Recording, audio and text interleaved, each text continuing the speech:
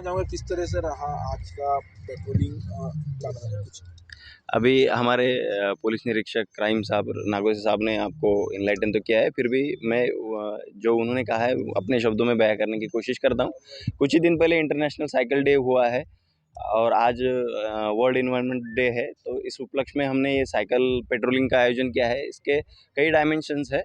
एक तो साइकिल से आपको पता है कि पुलिस विभाग में काम करते हुए हमारा खान-पान या हमारे डाइट का भी कोई ठिकाना नहीं रहता या फिर हमारी नींद का ठिकाना नहीं रहता। इस वजह से हमारा फ़िटनेस रखना काफ़ी चैलेंजिंग हो जाता है। तो ये एक माध्यम भी है फ़िटनेस रखने का।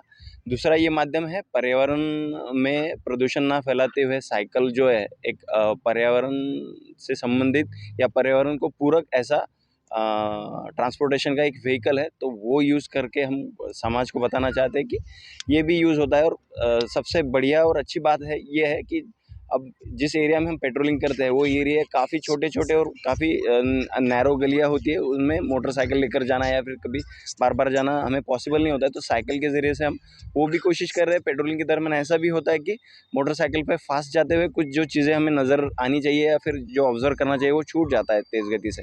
तो साइकिल में ये दोनों चीज़ें हम कवर कर पाते हैं साइकिल पेट्रोलिंग से। तो अच्छा और प्रभावी पेट्रोलिंग भी होता है और सबसे अच्छी बात कि गवर्नमेंट का रेवेन्यू हम वैसे तो बचाते हैं कि जैसे दंगा वगैरह होता है या फिर कुछ ऐसी असामाजिक तत्वों के द्वारा चीज़ें होती है तो उसमें पब्लिक प्रॉपर्टी का डैमेज सबसे ज़्यादा होता है। तो वो बचाकर हम गवर्नमेंट का रेवेन्यू तो जनरेट करते हैं एक तरह से, हम डायरेक्ट रेवेन्यू जनरेट नहीं करते, लेकिन ये ऐसा बचाकर भी हम रेवेन्यू जनरेट करते हैं। तो जैसे हमको बाइक को पेट्रोल लगता है, आपको पता है कि पेट्रोल का कॉस्ट कितना बढ़ गया है, पेट्रोल डीजल का कॉस्ट कितना बढ़ गया है। तो आज अगर हमने कुछ लीटर भी पेट्रोल बचा लिया गवर्नमेंट का, तो वो भी हम एक गवर्नमेंट को रेवेन्यू जनरेट करने जैसा ही होगा।